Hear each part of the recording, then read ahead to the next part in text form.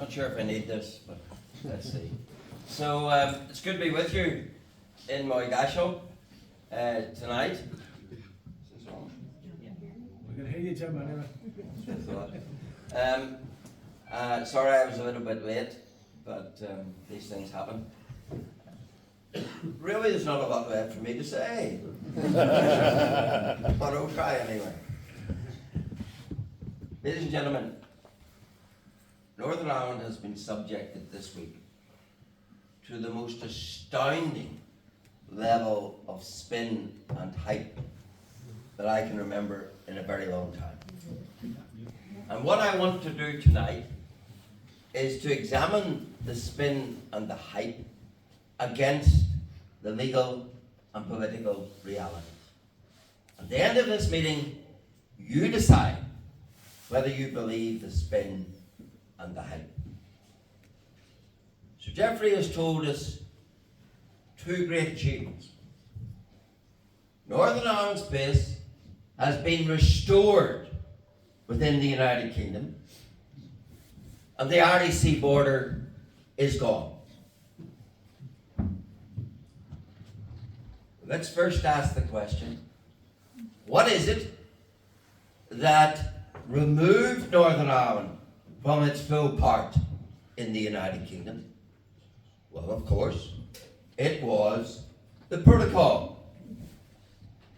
Now, a couple of things to realise and not lose hold of in relation to the protocol. When the Windsor Framework came along, there was another attempt to spin to tell you, oh, it's something different. It's not. Because the Windsor Framework was created under the auspices of the Withdrawal Agreement, particularly under the auspices of Article 164 of the Withdrawal Agreement. And what it said was, you can make changes to the protocol provided they do not alter, these are the words, the essential elements of the protocol.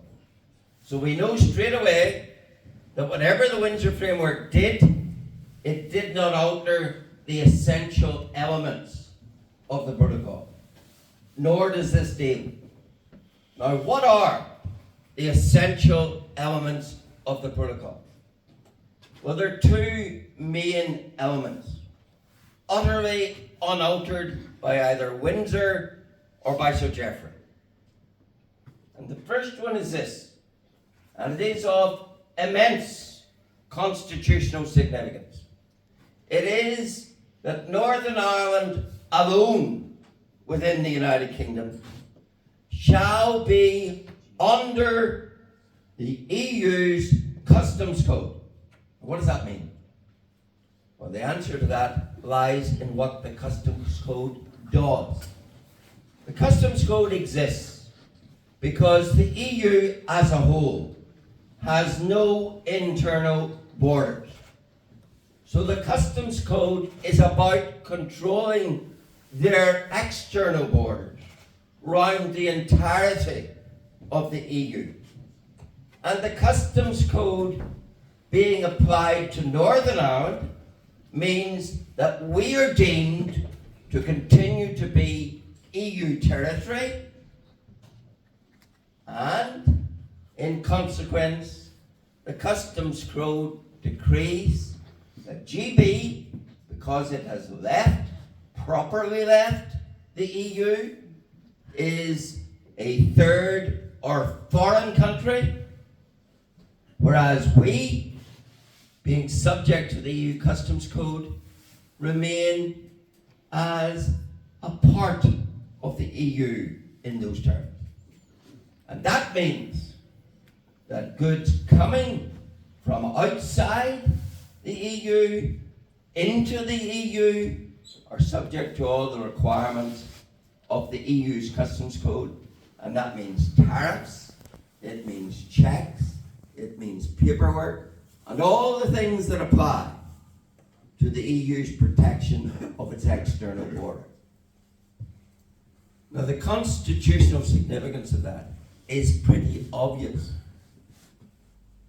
And it boils down to this, that GB the other part of our kingdom, of which we're supposed to be an integral part, is now, under the EU Customs Code, decreed to be a foreign country. It doesn't get any more union dismantling than that. The GB is now to be treated in terms of trade as a foreign country.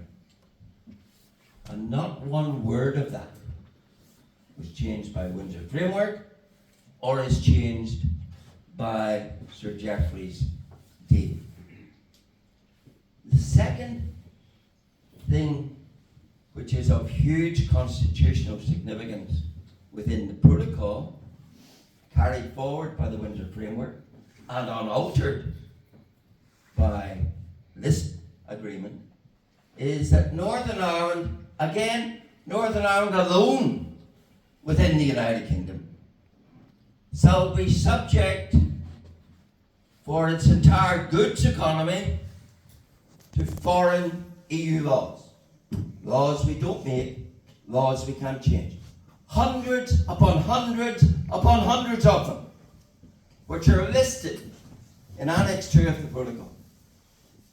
Not one of those laws have been removed by either the Windsor Framework or by Sir Geoffrey's deal. So Northern Ireland tonight remains a rule taker from Brussels. Control has not been taken back. Sovereignty has been surrendered to Brussels over that vast canopy of laws that govern a significant part of our economy. And don't miss this point. Because they're EU laws, they are the identical laws that govern the same sphere of the economy in the Irish Republic. So we now, as far as our goods economy is concerned, are ruled by precisely the same laws as the Irish Republic. Not ruled by British laws, ruled by those foreign EU laws that we didn't make and can't change. And the much vaunted useless Stormont rate doesn't even apply to those laws which are already in place. It only applies, allegedly, to any alterations which will be ongoing of those laws. And what is the constitutional significance for Northern Ireland of being governed by laws we don't make and can't change? Well, the whole idea of being a sovereign country is that you make your own laws. But Northern Ireland is now what in constitutional theory and terms would be described as a condominium. That's to say, we're ruled in part by UK laws and we're ruled in part by EU laws. And again, I repeat, laws we cannot change, imposed colonially upon Northern Ireland.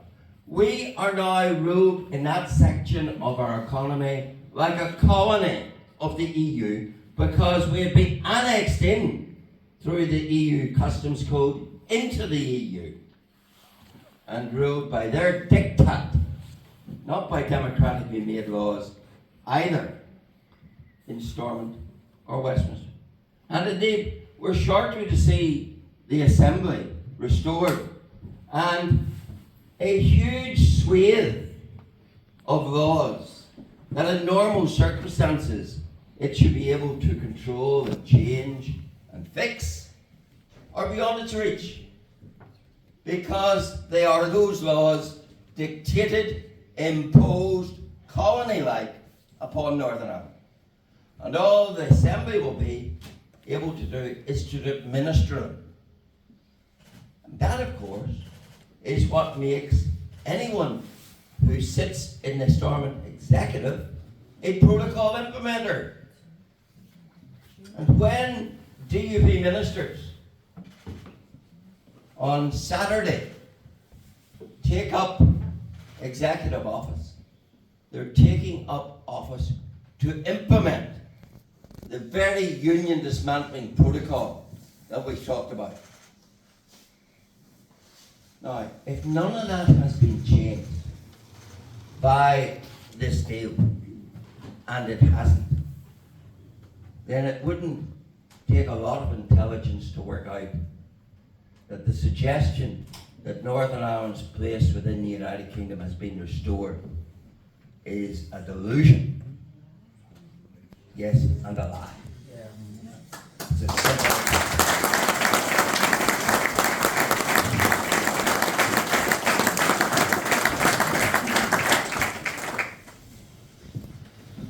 And as for the Irish Sea border, well, I've explained why it exists. Because we're in the Foreign Customs Code of the EU. Because we are deemed to be EU territory. Therefore, goods coming from foreign GB must be checked. Now, we then had the wonderful revelation of the red lanes and the green lanes. Just let me pause to remind you, where do you get red lanes and green lanes? You get them at a border. And the red lane continue in all their ignominy. What do they cover? Well, they cover all the raw materials that come into Northern Ireland from GB for our manufacturing industry, for our processing industries. All those goods from GB, because they're coming from a foreign country now, have to pass through all the rigours of the red lane. And not one word of that has been changed by Sir Geoffrey's deal.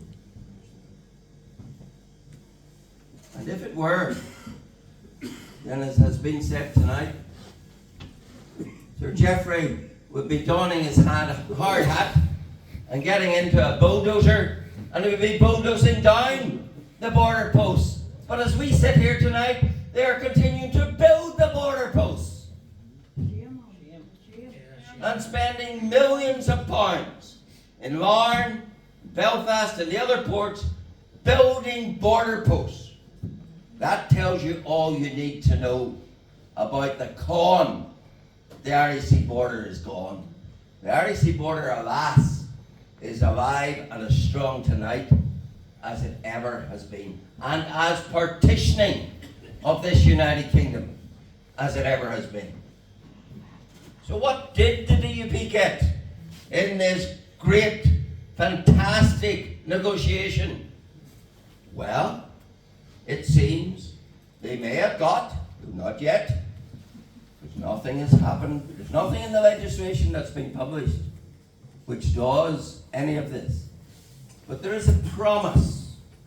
Of course, none of us would doubt the promise of the Secretary of State, I'm sure. There is a promise that they will reduce the quantity of checks in the green lane. Now, why is it only a promise? Because they can't do it themselves. They have to get Europe's approval. Why is that? Because they surrendered control over our border to the EU. And they have to go cap in hand to the EU Joint Committee and say, please, sir, could we possibly reduce the number of checks from 5% to 0? Because if we don't, poor Edmund Poots will never be Speaker.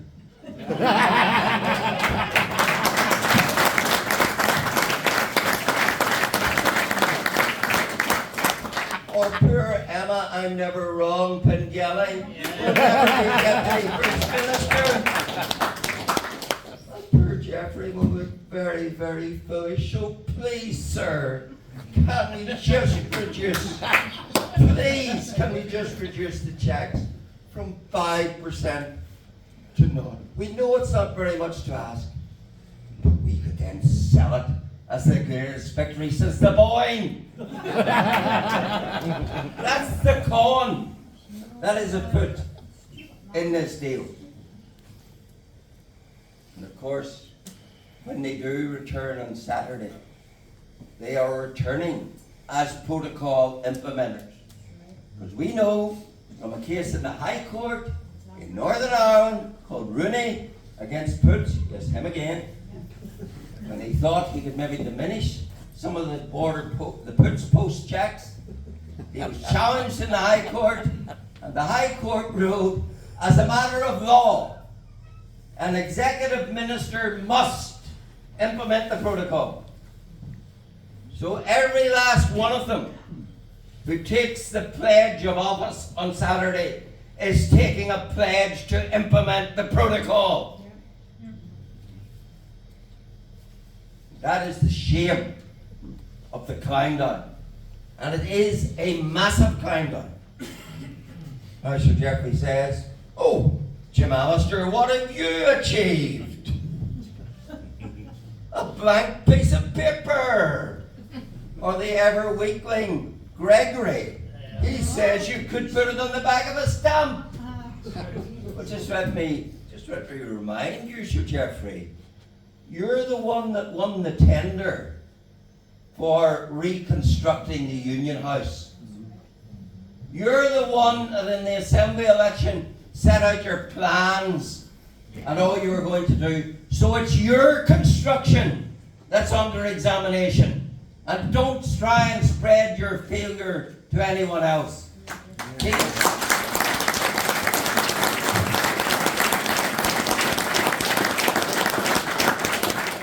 TUV never was allowed to be part of these talks.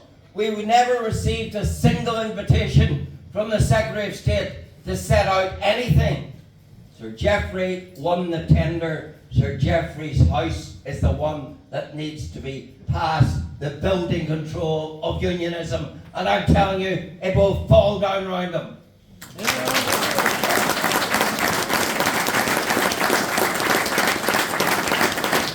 It's built on the sand of the surrender of sovereignty to the EU, of treating GB under the protocol as a foreign country, of subjecting us to the indignity of foreign laws that we don't make and can't change. And none of that has been changed by Sir Geoffrey's deal. So in all those fundamentals, ladies and gentlemen, make no mistake about it, it is a sellout. A sellout of each and every one of the solemn pledges that were made, not in one election, but in 2 elections, and that won Sir Geoffrey the tender to fix it. And of course, on Saturday, when they do what they're going to do, it's not just about implementing the protocol. It's about winning the booby prize of Michelle O'Neill as First Minister. That's the other task on Saturday. For the DUP to enthrone the IRA's puppet. Just never forget the police assessment. Sinn Féin is controlled by the still existing Army Council. Shame on of them. the IRA. Shame on them. Shame on them.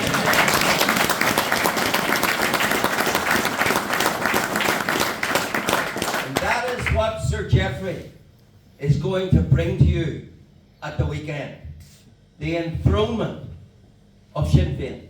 A woman who tells you and me in her justification of IRA terror that there was no alternative to the murder of your kith and kin. No alternative.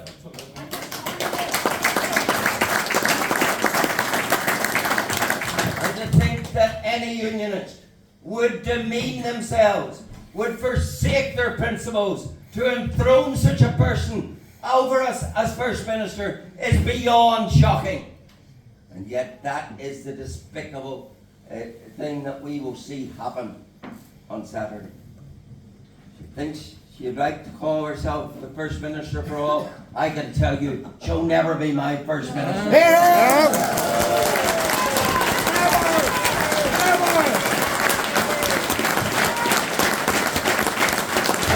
be the First Minister of any unionist unionist who refuses to bow the knee to Irish Sinn Féin.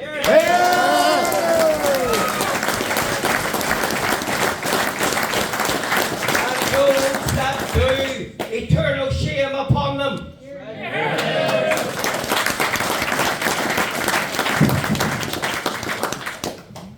I want to say a word in conclusion about the way ahead. Unionism has never been in such a dark place. For years, many have worried about constitutional change, but now it has happened. And now it's going to be consummated by putting the Irish Sinn Féin in top office. So this is a moment for all unionists of conscience and principle to stand firm. This is a matter far more important than party loyalties. I don't care whether you belong to TUV, Ulster Unionists, DUP, or someone else. This is a moment for principle.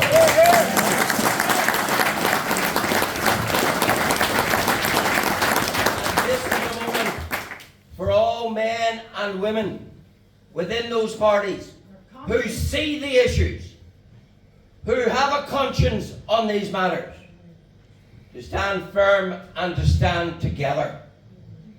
Yes, some great speeches this week, and I salute them, I'm thankful for them, but we now need the action of buttressing that together.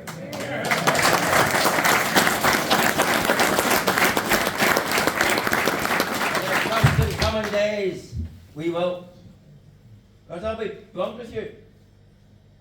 I cannot do this on my own. Jamie Bryson can't do this on his own. We can't do it together. It takes all unions who see, who identify, who know, who care about the issues to stand together. That's the test of coming days. Thank you very much.